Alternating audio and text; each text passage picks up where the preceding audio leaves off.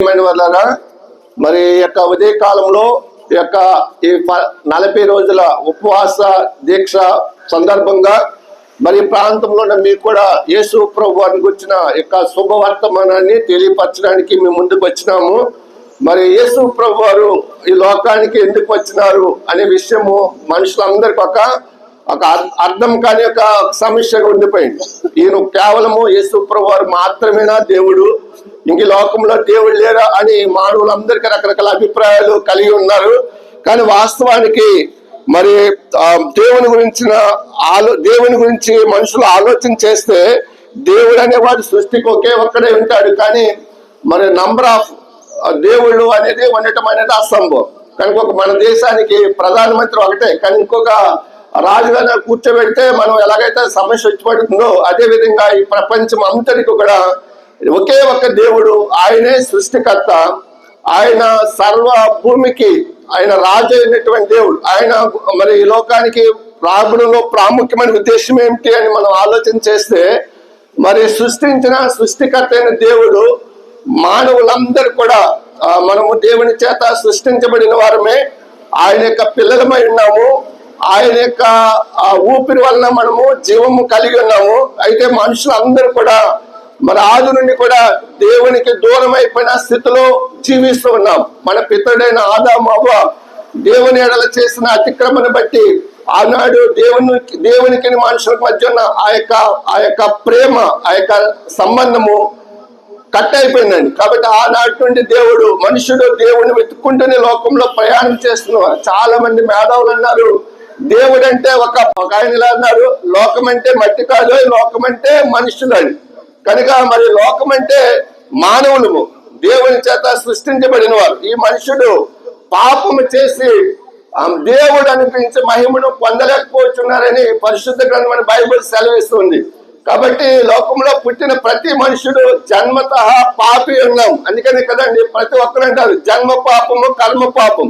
కాబట్టి జన్మ కర్మ పాపం నుండి విడిపించడానికి మరి ఈ రోజున మనుషులందరముగా ప్రతి ఒక్కరము కూడా చిన్నవారైనా పెద్దవారైనా, ఏ కులానికి చెందినవారైనా, ఏ మతానికి చెందినవారైనా భక్తి చేస్తున్నాము. కారణం ఏంటంటే పాపం వలన ఏదో ఒక పాపం వలన మనుషునికి ఒక తీర్పు లేదా ఒక శిక్ష ఉంది అనేటువంటి భయము మానవుని యొక్క హృదయాల్లో ఉంది. కాబట్టి అందుకని మానవుని యొక్క హృదయంలో ఉన్నటువంటి పాప భీతిని లేదా పాప భయమును తీసివేయడానికి, లేకపోతే మరి ఆయన ఈ పరిశుద్ధ దేవుడైన యేసు ప్రభువు వారు మనల్ని సృష్టించిన సృష్టికర్త దేవుడే ఈ లోకానికి మానవులుగా దిగి వచ్చినాడండి. కాబట్టి లోకంలో ఉన్న మనుషులు అందరూ అంటే మన యొక్క మానవులు మన అందరం కూడా ఆ చూపుల ద్వారా, తలంపుల ద్వారా, ఆలోచన ద్వారా, మాటల ద్వారా, క్రియల ద్వారా పాపం చేస్తున్నాం. అది పాపం నుంచి మరి ఎవరు మనల్ని విడిపిస్తారు? కనుకనే దేవాది దేవుడు నిన్ను నన్ను ప్రేమించి మన పాపంలో నశించిపోవటాన్ని ఇష్టపడక మన యొక్క పాపములన్నీ భరించడానికి లేక మోయడానికి ఆయన మరి లోకానికి ఒక మంచి కాపరిగా లేకపోతే ఒక గొర్రెగా ఆయన లోకానికి అనుగ్రహించబడినాడు. కాబట్టి అందుకనే రాయబడిన మాట ఏంటంటే లోక పాపమును మోసుకొని పోవు దేవుని గొర్రె పిల్ల. కనుక ఈ లోకంలో మానవులందరి యొక్క పాపములను ఆయన యొక్క పరిశుద్ధమైన శరీరం మందు మోపబడటానికి ఆయనే మనము పాపమును బట్టి పొందవలసిన మన శిక్షను ఆయన మీద మోసుకుని పోవడానికి ఆయన ఈ లోకానికి వచ్చినాడు. మరొక చోట మరి ఇలా రాయబడి నశించిన దాన్ని వెదికి రక్షించడానికి క్రీస్తు యేసు లోకంలోకి వచ్చిన రాయబడి. కాబట్టి మానవులందరం కూడా పాపం వల్ల వచ్చే జీవితం మరణము అనగా నరకము, నిత్య అగ్నిగుండము, యుగాలు భయంకరమైన వేదన శ్రమ ఉంది అనేటువంటి విషయాన్ని ప్రతి ఒక్కరూ నమ్ముతున్నాం. అది వాస్తవం. ఎందుకంటే మరి ఒక మనిషి తప్పు చేసినప్పుడు దానికి తగిన పనిష్మెంట్ ఖచ్చితంగా ఉంటుంది. కాబట్టి మరి మానవులు అందరం కూడా దేవుని ఎడల చేసిన పాపంను బట్టి లేదా దేవునికి వ్యతిరేకంగా చేసిన క్రియలు బట్టి మరి మన మనుషులుగా మరి మనము శిక్షను అనుభవించవలసిన వారు. ఆ శిక్ష ఏంటంటే యుగాలు దేవుని నుండి దూరముగా భయంకరమైన ఆ వ్యాధంలో ఉండవలసిన పరిస్థితి ఉంది. కాబట్టి అట్లాంటి పరిస్థితి నుంచి తప్పించడానికి లేదా విడిపించడానికి ఆయన ఈ లోకానికి రక్షకుడిగా వచ్చినాడు. కాబట్టి లోకమును అంటే మానవులను పాపం నుండి రక్షించడానికి ఆయన లోకానికి రక్షకుడిగా ఈ లోకానికి వచ్చినాడు. మరి అంతేకాకుండా ఆయన ఈ పాపం నుంచి మనుషుని రక్షించాలంటే మరి దేవుని యొక్క పరిశుద్ధమైన రక్తాన్ని లేదా ప్రాణాన్ని బలిగా అర్పించవలసి ఉందని గ్రంథాలు సెలవిస్తున్నాయి. సర్వ పాప పరిహారం తన రక్తం పరమాత్మేన పుణ్యదాన బలియాగమని రాయబడి. కాబట్టి మానవులందరి యొక్క పాపము తీసివేయబడాలంటే ఆ పరిశుద్ధ దేవుని యొక్క రక్తము మరి పాపములకు ప్రాయశ్చిత్తమైంది. కాబట్టి అందుకనే ఈ లోకంలో ఎవరు కూడా మరి నిన్ను నన్ను ప్రేమించి మన పాపను విడిపించడానికి తన ప్రాణాన్ని రక్తాన్ని చిందించిన వారు ఎవరు లేరండి. కానీ ఈ యొక్క ప్రపంచ చరిత్రలో మరి గ్రంథాలను తిరగవేయగా ఒకే ఒక్క దేవుడు ఆయనే యేసు ప్రభువారు నిన్ను నన్ను ప్రేమించి నీ పాపములకు ప్రాయశ్చిత్తం అనడానికి ఆయన లోకానికి ఏ పాపము లేనివాడిగా పరిశుద్ధుడిగా ఈ లోకంలో జన్మించినారు. ఆయన ఏ పాపము లేనివాడిగా ఈ లోకంలో జీవించినారు. ఆయన తన పరిశుద్ధమైన శరీరమందు నీ నా పాపములను మరి భరించి మన కొరకు తన ప్రాణాన్ని రక్తాన్ని బలిగా అర్పించడానికి ఆయన ఇష్టపడి కలువరి శిలువలో ఆ కార్యమును జరిగించడం ద్వారా ఈ రోజున పాపం నుండి విడుదల పొందడానికి నీకు నాకు ఒక అవకాశం ఆయన అనుకరింప చేస్తూ ఉన్నాడండి. కాబట్టి అందుకనే యేసు ప్రభువారు ఇలా సెలవిస్తున్నారు, ప్రయాసపడి భారం మోసుకొని చిన్న సమస్తమైన వారా నా యొద్దకు రండి, నేను మీకు విశ్రాంతిని అనుకరింప చేస్తానని యేసు ప్రభువారు పిలుస్తూ ఉన్నారు. కాబట్టి ప్రభునందు ప్రియమైన ఈ గ్రామస్తులారా, ప్రభునందు ప్రియమైన అన్నలారా, అక్కడ ఒకసారి ఆలోచన చేయండి.